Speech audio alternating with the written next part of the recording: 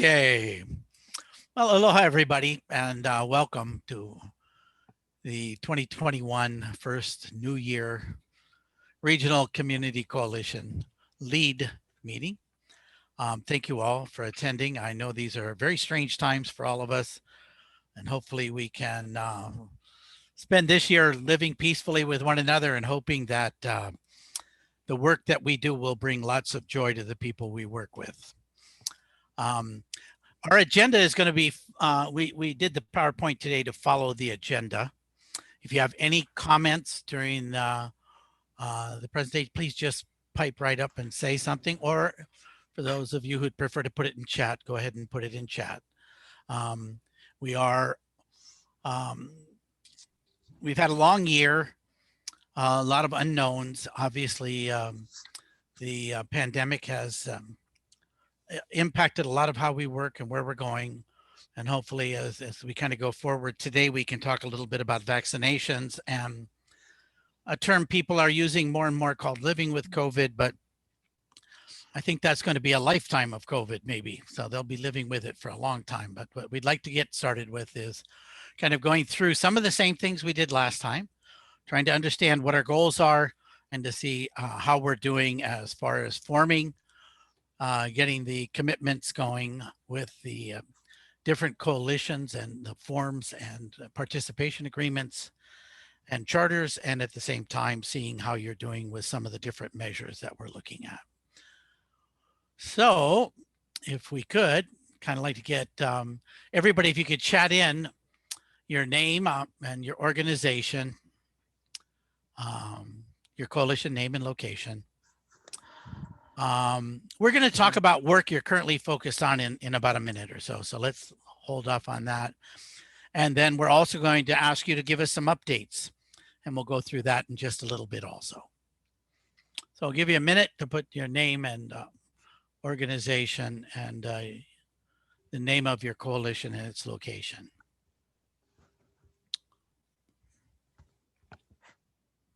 Oh, goodness gracious. Oh. Somehow the chat is, this is Catherine Borganic, not doing what it's, here we go. Technology, if it can, it will fail at the most inopportune time. Yes. So true. Yeah.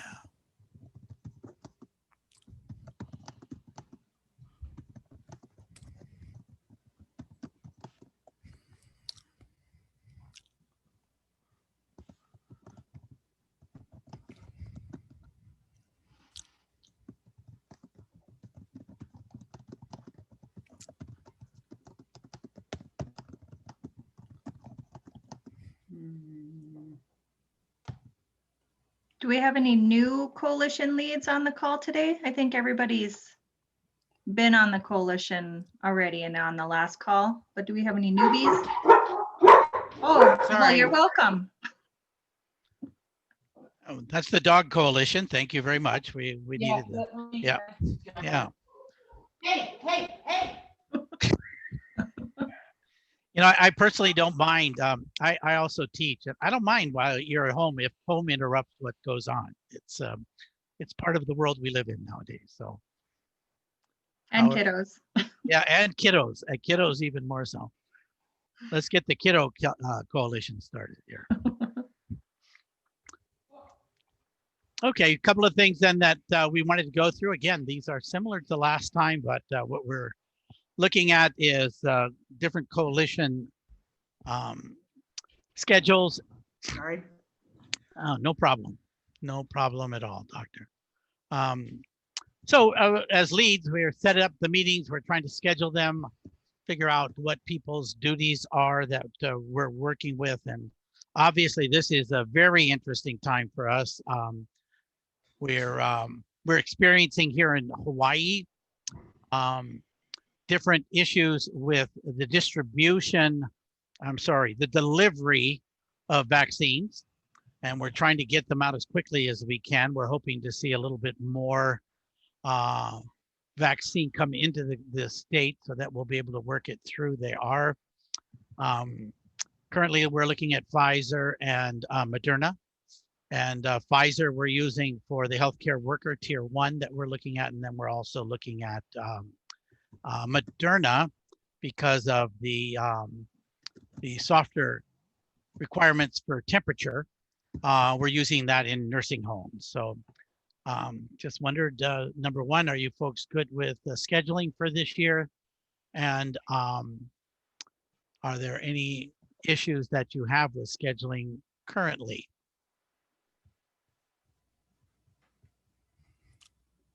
No, thanks to Alana, we get our meetings scheduled and reminders. Thank you, Alana. Yeah. Yeah, I want to say thank you to Alana also. Thank you for that, doctor, because she's been helping me quite a bit as I'll be hosting these meetings, but boy, she did a great job of setting it all up and creating Yep. checklists and everything else to do it. So she is marvelous. I like working with her. So great job. Thank you. Also, Mary Argonas, who handles all the IT work on these meetings too. So terrific. Okay, agendas, minutes, action items. Do you guys have goals for member attendance? We've kind of worked our way through this a little bit. Any comments on that? This is Catherine Borgen. Goals are always sort of a little difficult, I think, because they keep they're a little fluid, and in my experience with the coalition. And they're also, it takes some time to get things going and done. So. Yep, I agree with you. We do have specific goals, and our work does work with quarterly deliverables. So we're looking at it. We also have 4 years from now to work out. So our purpose is to provide quality care, but at the same time, our goals are to quarterly use the work that we're doing on to see how we're doing, how we can stay on track, and how we can get to those final goals that provide us the money that we have to help support you folks through the contract itself. I have a question, Mark. I guess if this would be the appropriate time or not, but I'm just wondering, just because of the agile momentum that we've had to do everybody in their work, how do you know what to focus on for your community coalition? Is it just during your coalition meetings that you kind of have these discussion and then work together to prioritize where to focus, or how, what do you use a Survey Monkey? Do you talk with your state Department of Health, your local health departments, or how are you gauging your focus?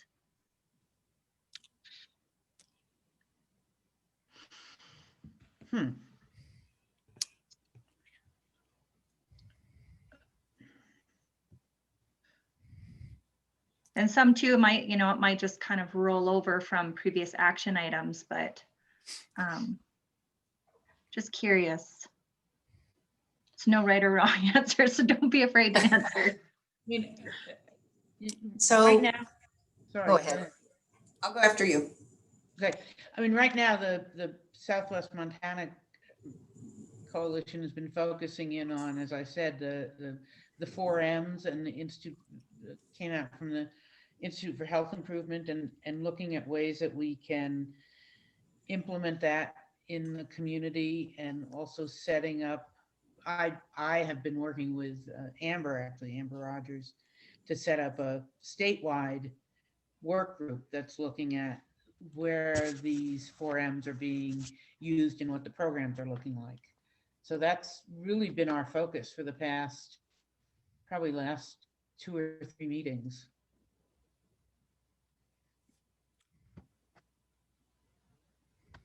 Thank you. And I guess I can kind of speak to that because I'm familiar with the Bozeman Coalition so much. You guys have a Survey Monkey in which you developed around the 4 M's, just to understand the coalition participants' understanding and awareness, and where they feel the 4 M's could help in their work, in their care settings. Yep. Deborah, you were going to say something.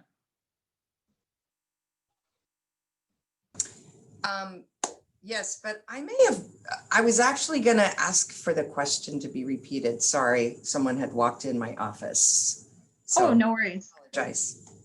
Just a general question, and again, no right or wrong answer, so don't be afraid to say what you do. But in terms of your community coalition focus and where to prioritize your work as a community coalition, how do you get that feedback from your participants? Like, do you talk with your health departments? Do you just talk amongst yourselves during coalition meetings? What's the process? I would think for us in Maui County, we seem to talk amongst ourselves a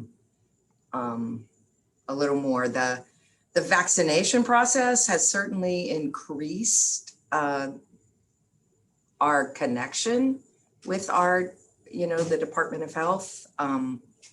But generally we talk to each other.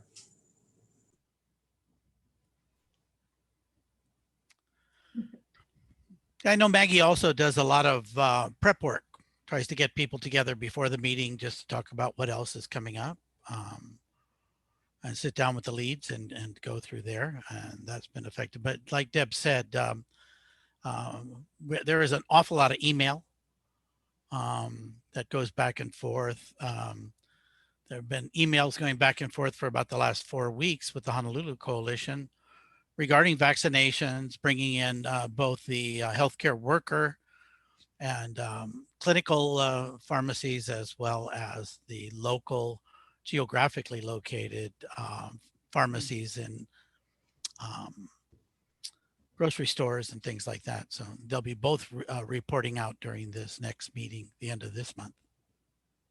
Yeah, and I think on Maui, because we're not only small, we're confined, right? In terms of you don't get off Maui right now. So we're all here. So when it's easy to run into each other. So we do a pretty good share of talks in Costco or because we have one Costco, we have one Target, we have one of everything. So you're gonna run into people a little more.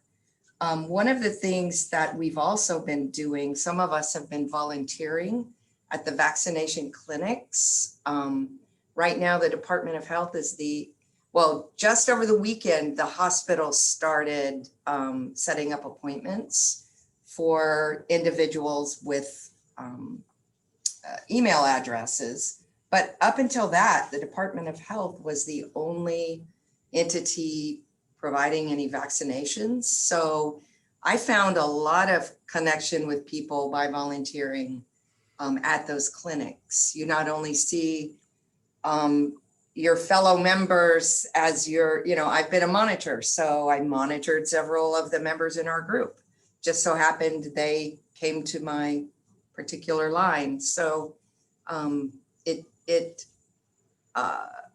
think we've been, and then I pulled together last week kind of a group of folks to plan how are we going to coordinate through all of this with the limited number of vaccines we have. So. Great. Terrific. Thank you all very much. So part of this also is our participation agreements, our coalition charters, and goals for member attendance. Those are all other ways that we sort of document the work that we're doing and how we're doing it. Does anybody have any questions about any of those?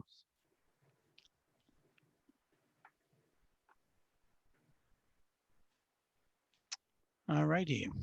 Does anybody need an example charter or a template or anything like that?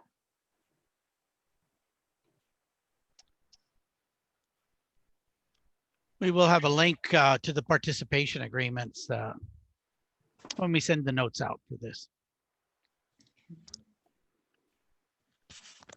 Okay. Can I So just say one quick? Sure. Sorry, Mark, can I just say one quick thing about that? I really want to encourage you to get the participation agreements from anybody that might be, coming to your coalition meetings. right now we don't have any kind of, number of meetings expectation or anything like that. But I just want to say, I know that I've heard of some people who invite a lot of outside entities to their coalitions, and we just want to totally encourage you to make them part of your coalitions. And coming up with, some other additional stuff that CMS is putting out there, encouraging us to engage with non-clinical type entities in all of our coalitions. So if you already have some of that going, please encourage them to sign up. It's really just to let us know that they're part of your coalition, and that you can get recognized for having those entities there. So go ahead, and there's really no limits at this point on who could be part of that group. And if you're inviting and have regular attendance, please have them fill out that form. This has all been made this is Catherine, made a little bit more difficult by COVID because everything is. Absolutely. I actually have no idea who signed the agreements in my coalition. I have absolutely no idea. Okay, well, let's square that away. That's on us. Yep, that's on us. So, and that's probably, it's a good point to, now that recruitment closed, they had extended it through November or to November. So that's probably a good time to circle back on all of our coalitions and see who's signed up and get that out to all the leads. We can do that. Yeah, that'd be great. Yep, good point. Thanks for bringing that up. Thanks, Mark. Terrific. Okay, do we have any other, we'd like to actually get some updates from everybody on the call today. So can we kind of have a little round robin, go around the room here and see what everybody is up to?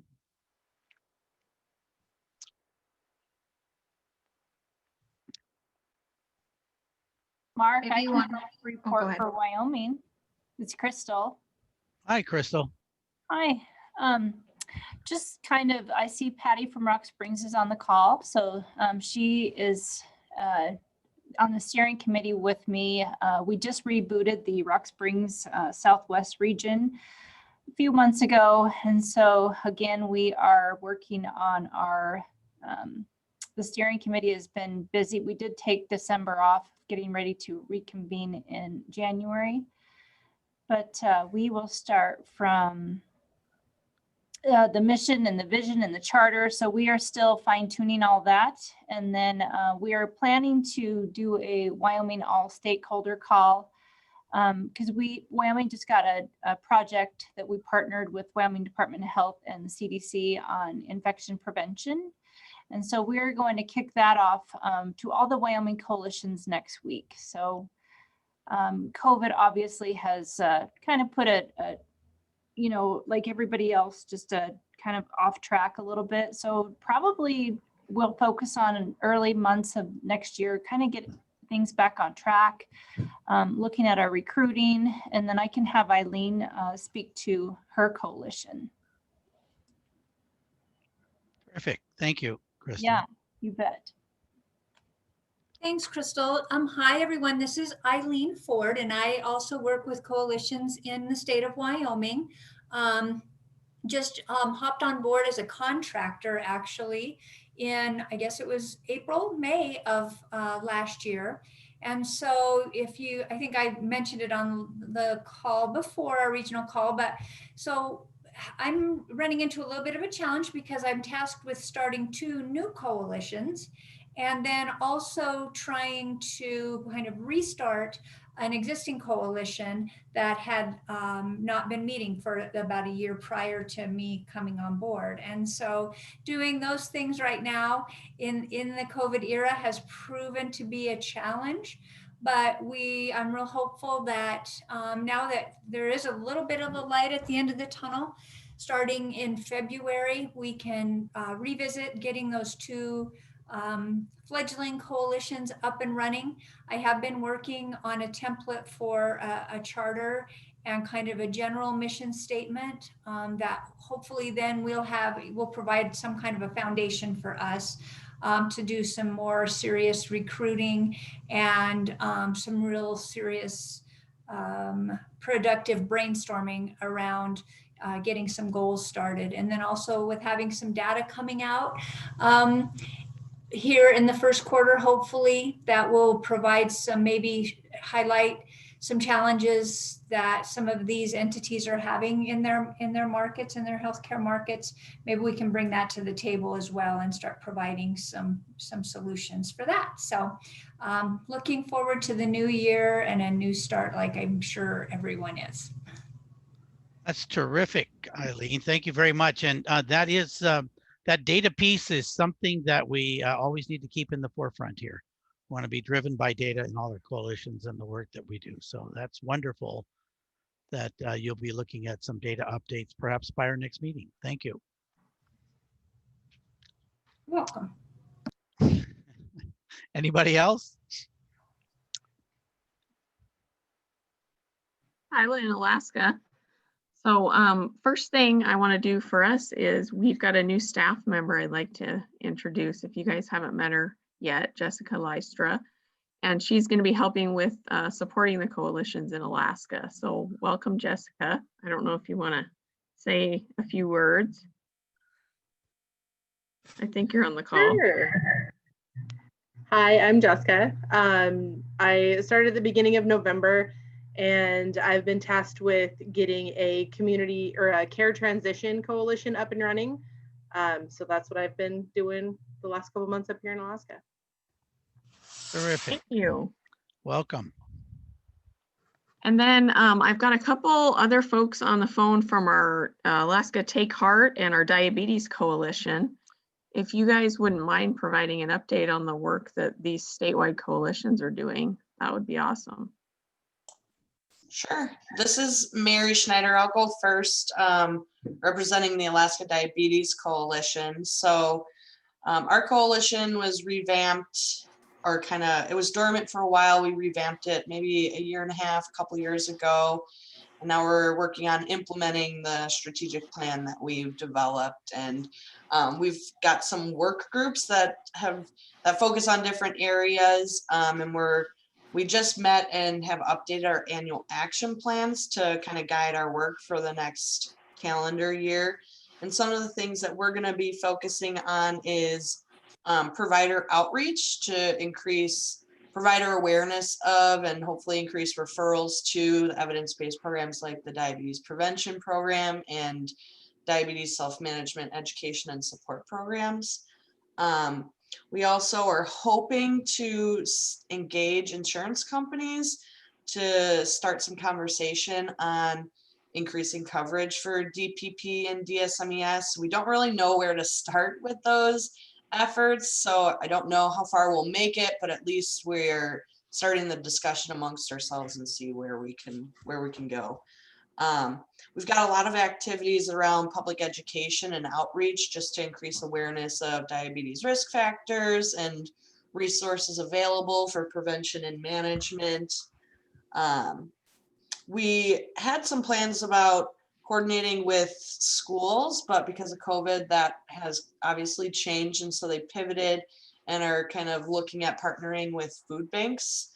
And then we're also looking at potentially hosting a virtual health fair to try to get more awareness out in the communities for both professional, like providers, healthcare professionals, and the general public. So those are just kind of some high level things that we're focusing on. Terrific, Mary. Thank you. Thank you, Mary. Yeah. And I can talk a little bit about our Take Heart Coalition. So Mary and I work really closely with our diabetes and heart disease outreach and coalitions. Our Take Heart Coalition, for whatever reason, we experienced a lot of membership loss over the past year, mostly due to COVID. We had a lot of members who were reassigned or furloughed, quite a few members who were laid off from their jobs. And so we ended up having to kind of regroup towards the end of the year. We decided to consolidate 2 out of 3 of our work groups into one because the projects that they were working on at the time were very similar to each other and aligned really well together. So we consolidated from 3 work groups down to 2. One of our work groups has continued working on outreach, both to provider offices as well as to the public and the community. We've done some radio PSAs, and we are working with the Diabetes Coalition on the virtual health fair, for hoping to do that in the coming months. Our other work group is mostly working on reimbursement mechanisms, especially for blood pressure cuffs.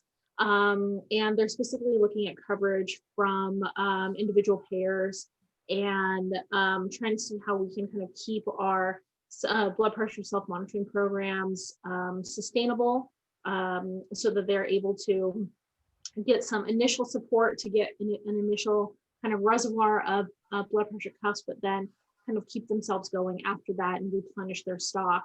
And so also working on just general blood pressure self-monitoring, reimbursement mechanisms, both on the pharmacy side and the provider side, or the clinical provider side. And so that's kind of generally what we're working on, but also just working on revamping and revitalizing our coalition and doing some recruitment efforts and things like that. Great, Ashley. Awesome. Thank you, Yeah. Ashley. Awesome, right. Okay, anybody else? Yes, this is Catherine Borganick, and I spoke before about, we have a slightly different model, I think, because we actually have a lot of people from assisted living and home health and on our coalition, and less participation from the hospital. Here in Bozeman, there's only one hospital. So we've really started to focus in on what the IHI and Hartford Foundation is calling health and aging, or age-friendly communities. And the age-friendly communities is a wide variety of different kinds of things, but the IHI really focuses in on what they call the 4 M's. And we're looking at how can that be implemented in various places around the city.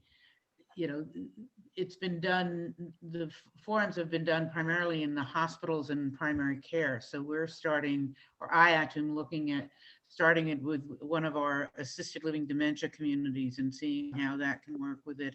And then the Alzheimer's Association has been very involved in help, most recently, in helping us getting this going, because they're very interested in this whole model. The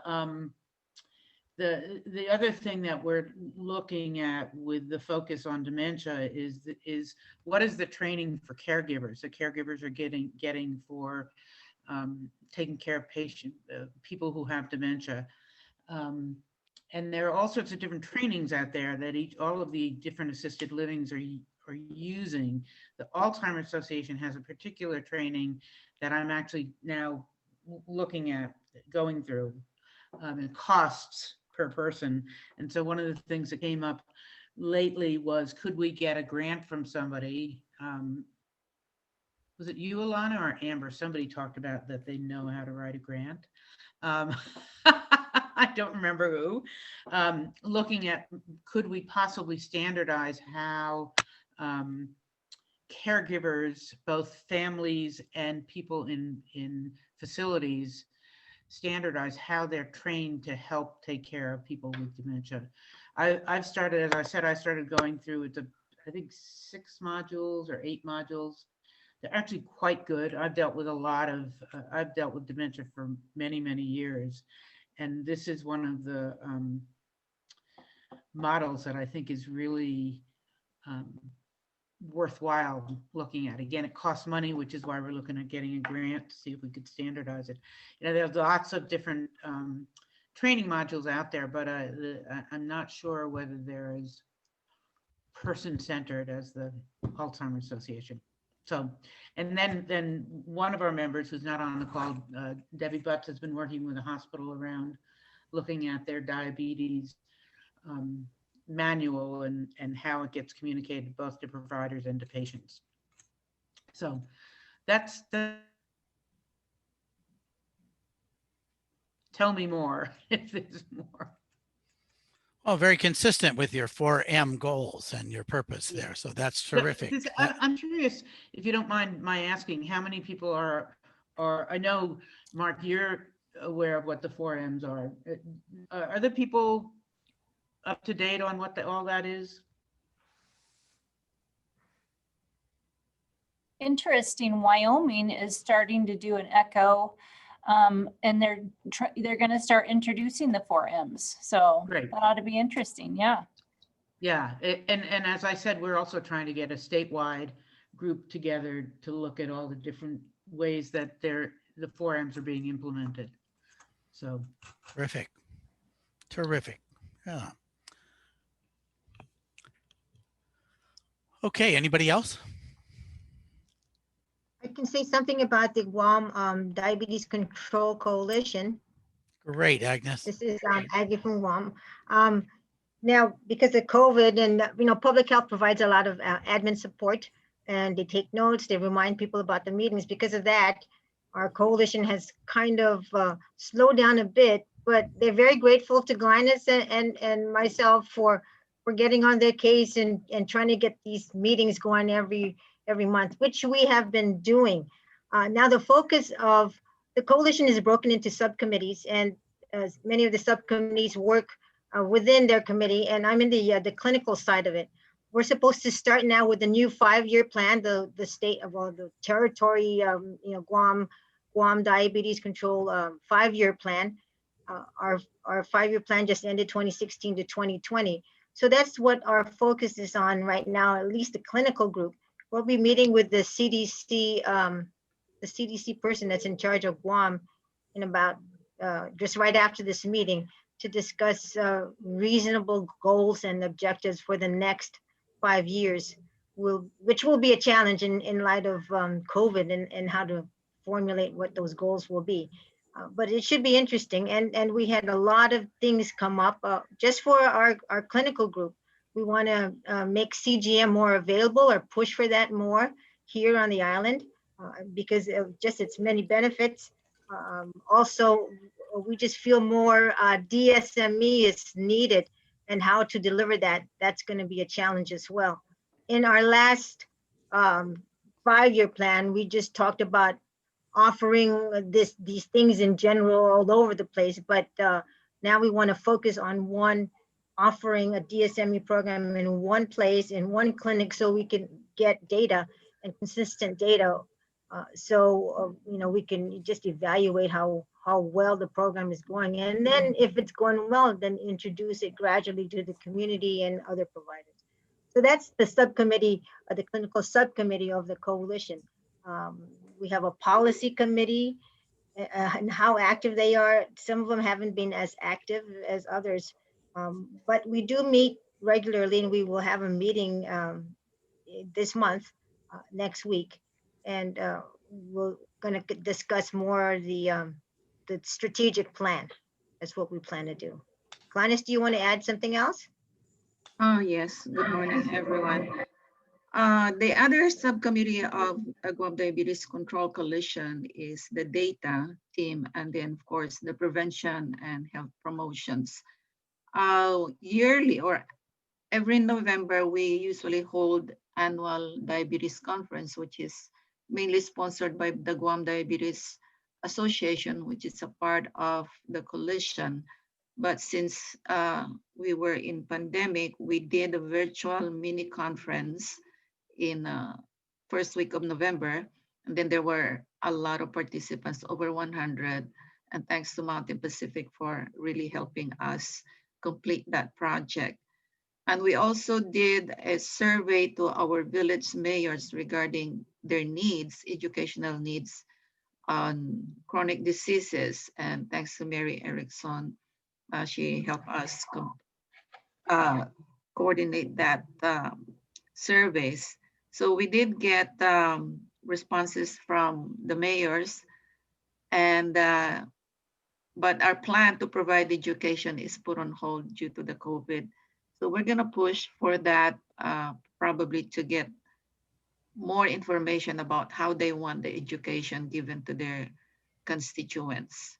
And hopefully we can go back to providing health fairs, outreaches, once the restrictions here on Guam is less.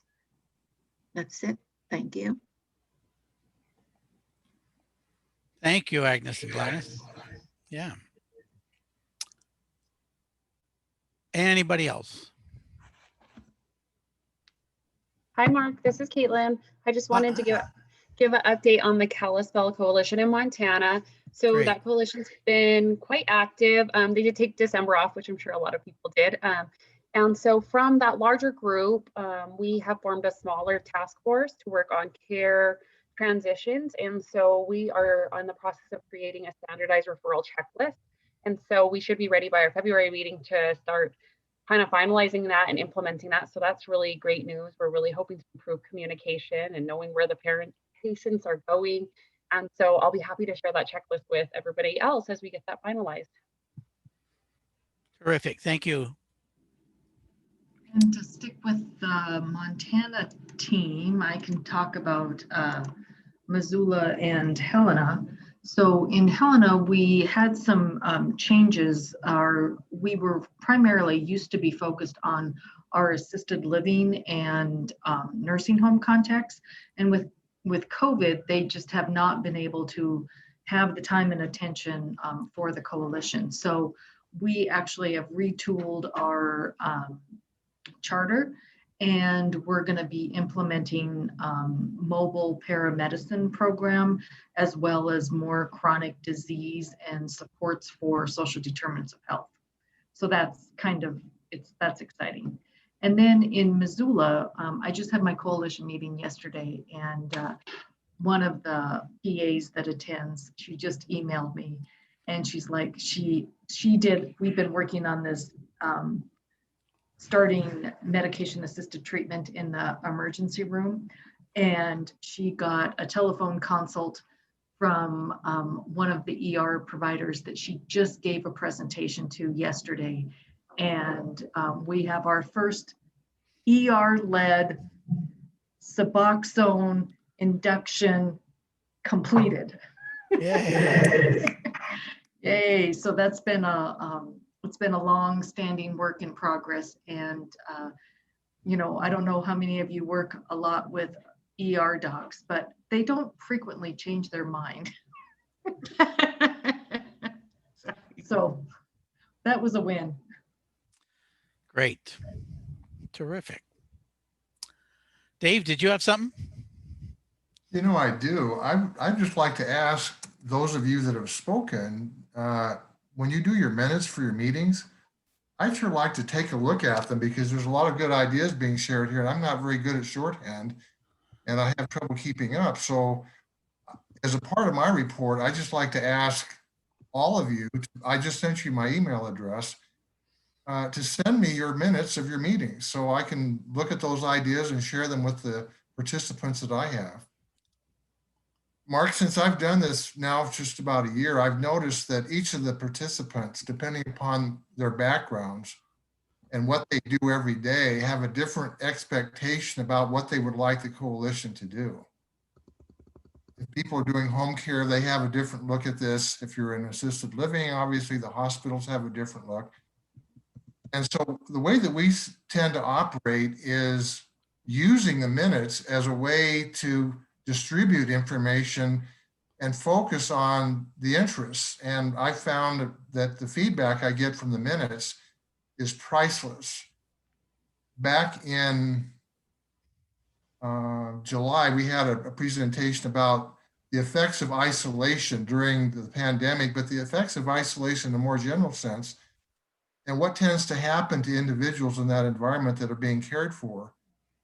And one of the spinoffs from that was a broad agreement that people that are locked away, shut away from their friends and family, tend to do a very poor job of medicating themselves with prescription medications and over-the-counter medications. So we had a presentation in August about that and found out that hospitalization rates and rehospitalization rates are through the roof with people that don't properly use the medications and they don't realize the full benefits.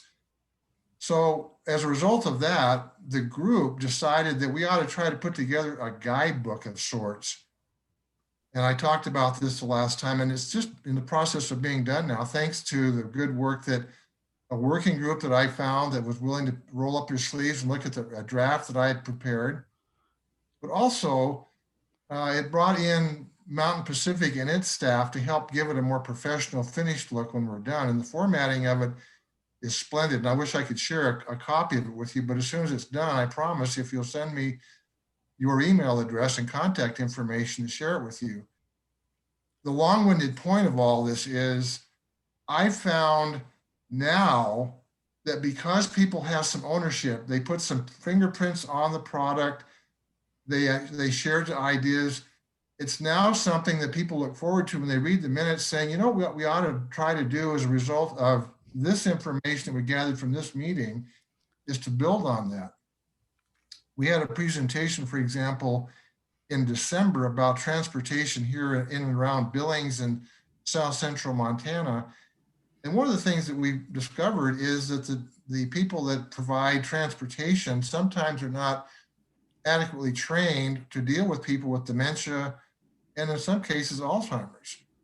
And so I was able to connect the head of that here in Yellowstone County and in this part of Montana with the person in Billings that operates the transit system to see to it that that training is more sensitive to that spectrum of needs. And now other people are speaking up saying, you know, what we ought to do is try to figure out where the gaps are in those services. So what we're working on here is a broad number of things, but trying to focus it on the real needs that exist literally every single day and the patients that are cared for at home and the various organizations that provide those services. And I'm hoping that because we were able to roll up our sleeves and prepare the document that you're going to see a copy of hopefully in the near term, this guidebook will serve as a catalyst for us to be able to do other things. And readmission rates are something that are going to be here long after we get a handle on COVID-19. And we need to focus on those things. And the last thing I'll mention is now in Montana, with the newly elected governor, we have the prospect of having a completely new set of protocols regarding masking and group meetings. The newly elected governor has made a commitment to essentially relook that and maybe make dramatic changes. So I'm in the process of arranging to have his health policy advisor talk to our monthly meeting later this month about what's happened so that everybody's in the know so they can adjust policies accordingly and they can do it firsthand based on the information from the people that are directly involved. Thank you.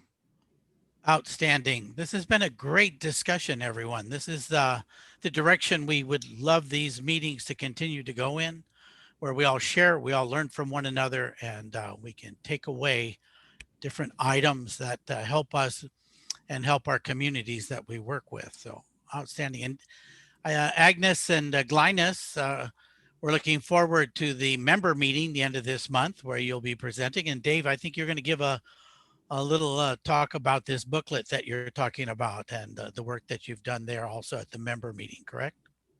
Yes, sir. Okay, outstanding. Wow. All right, was there anybody else? And thank you all for sharing. This is terrific. There was one other topic then we wanted to go over here, and we want to talk a little bit about the Mountain Pacific website, and that was Kyla. Kyla, did you need to share anything? Yeah, and what David said leads right into this. That tool that he's developed or that his group has developed will be something that we'll want to highlight on our website as we build up content for our community partners section. So I just had a couple survey questions for you guys to see what you would like to see as we build that. And Mary, if you can queue up those polling questions. So the first one is, what elements of your coalition work would you like to see included on the Mountain Pacific website? And you can check all that apply.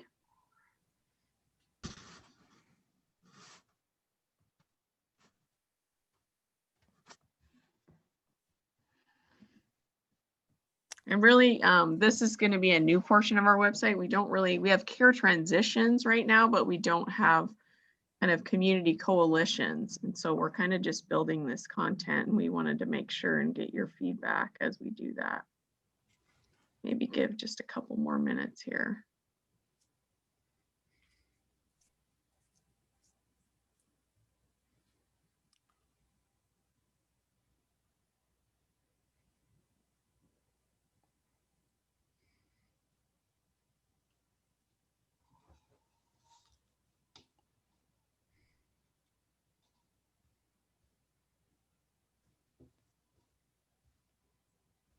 And I'm not able to actually see the polling questions on my screen right now. Mary, are you able to post those results? Thank you. Okay, so it looks like we're interested in, this was just a list that we put together of things that we kind of brainstormed about. So it looks like these are all items that you guys are interested in seeing. We can go ahead and go to the next question. Another portion that we're going to be building up is our patient and family engagement. And so we wanted to get some feedback on kind of how to structure that. Do you think it would be better to structure it around specific strategies that folks use for patient engagement, or more kind of focused on a topic area related to what they might be dealing with as far as a patient? So either subject area or strategies.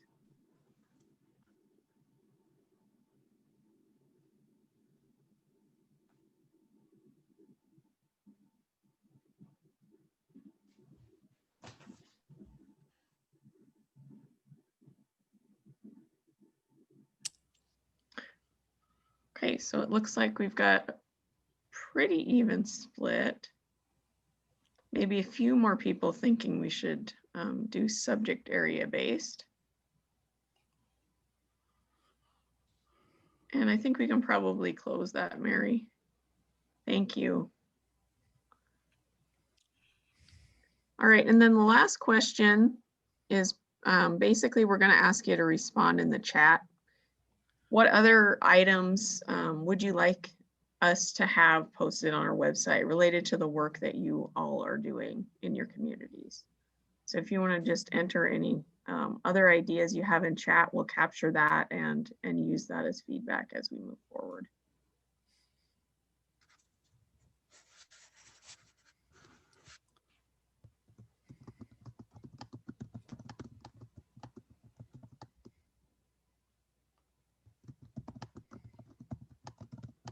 While everybody's typing in there, Mary Erickson said that she wanted to thank Dave for his feedback to Alana several months ago to make coalition work more visible. Feedback like that really helps us do a better job. So don't be shy, she said. Yeah, I'm gonna put I put my email in the chat.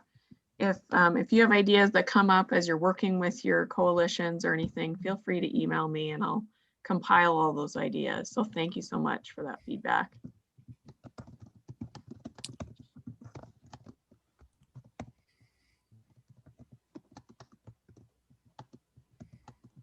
All right, Mark, I think we can move on to our next agenda item.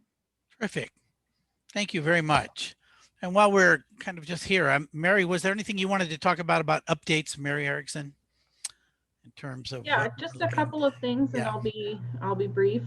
The first one is, I've been talking to our data analytics team about what information would be useful to you all, and we are cross-referencing the needs assessment that you completed to the available data that we have.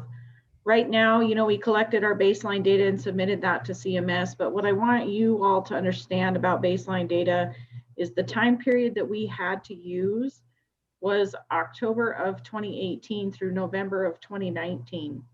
And then our monitoring data is going to start with December of 2019 through 2020. So I was talking to the team today, and it's my kind of gut feeling that showing you data from November of 2019 might not be very useful. And you can feel free to disagree. If you would like to see some of that data, we can certainly get it out to you. But what we'd like to do, it's going to shortly be time for us to update that. And they're working on refreshing all that data to go through at least the first 6 to 9 months of last year.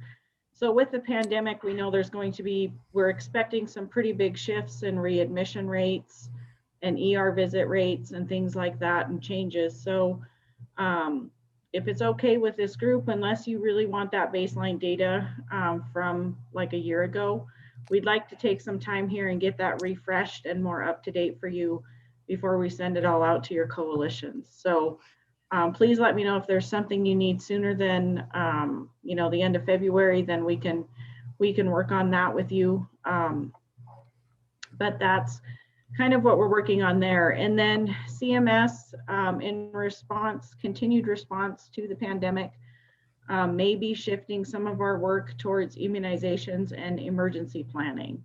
So it doesn't change a whole lot of what you're all currently working on. I don't want to raise a bunch of red flags. Don't stop what you're doing. I just want you to know that if in the next couple months between now and when we meet with you again like this, there might be a few some metric changes and things like that. So we'll be sure and communicate that to you as it happens. If it did change that much, it wouldn't be awarded, that modification wouldn't be awarded until March. So again, don't change what you're doing. It's more of a heads up that they're kind of in response to the pandemic, shifting our focus a little bit, which we are all at this point very adaptable, right? So anyways, we'll let you know what that means for the coalition work going forward. Right now, I don't foresee huge changes. So if there are any questions about either of those things, I'd be happy to take them, or go ahead and reach out to me if you need to as well. Thank you, Mark. Welcome, Mary. Was there anybody else? Any other comments? Mark and Chad, Catherine mentioned that I think it's worth doing a presentation about the 4Ms so that everyone kind of knows what's going on with that activity. Thank you, Catherine. I think somebody's talking, but we can't hear you. Yeah, it's pretty hard to hear. Is that Maggie? Can you hear me now? Yes, very I'm well. on Verizon. No, just kidding. So I said, Catherine mentioned in chat, it wasn't clear what other folks are doing around the 4Ms, and it may be worth doing a presentation for everyone, such as what Dave is doing around the medication brochure. And yes, Catherine, we have talked about that, and we do think that's something that's going to be put up on the next agenda. And Eileen feels that the website's pretty comprehensive.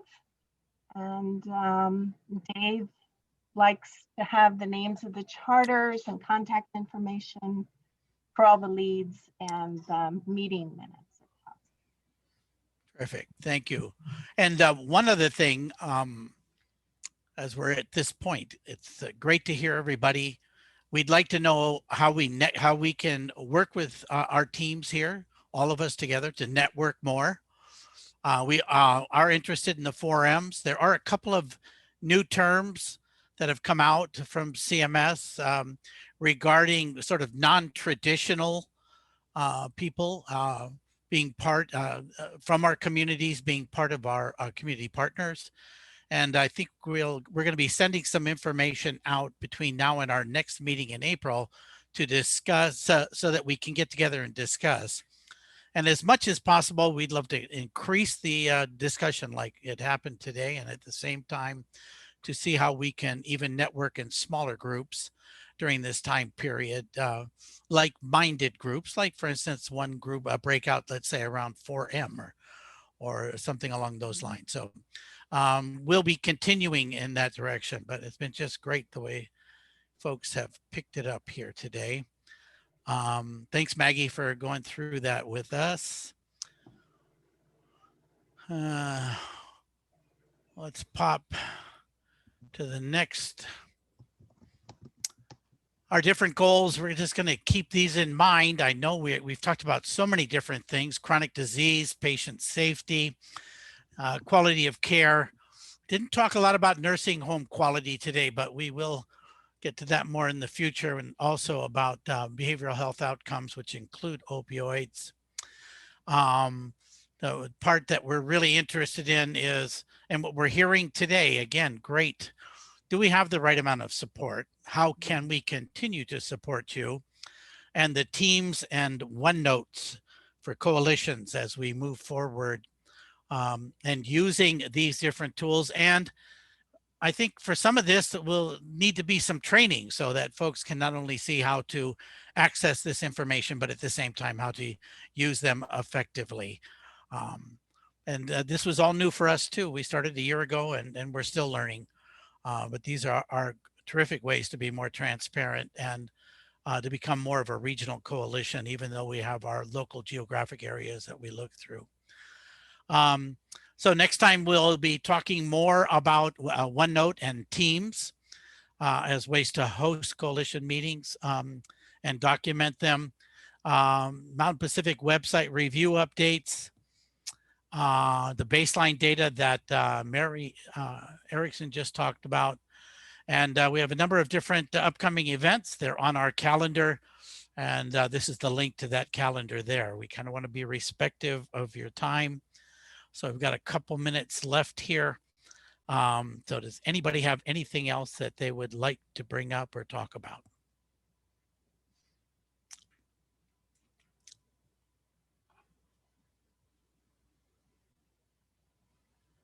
Okay. Yes, one other thing, Eileen, just seeing your comment too. Eileen and Crystal worked with our communications team, and if you as leads, if you would like a specific signature line for when you send out emails as a coalition lead, that is available to you. It's generic, and we can work with you on that. So you can get a hold of me, Mark, whoever you're mostly in contact with at Mountain Pacific, and we can get you set up. Terrific. All right, gang. Well, we'll give you a minute back here. Thank you all so much. This was a terrific meeting. Really, you're all amazing people. The work you do in your communities, particularly during this time, are so essential, so timely, so relevant. Makes us all feel good. So get chicken skin just listening to all the work that you guys do. So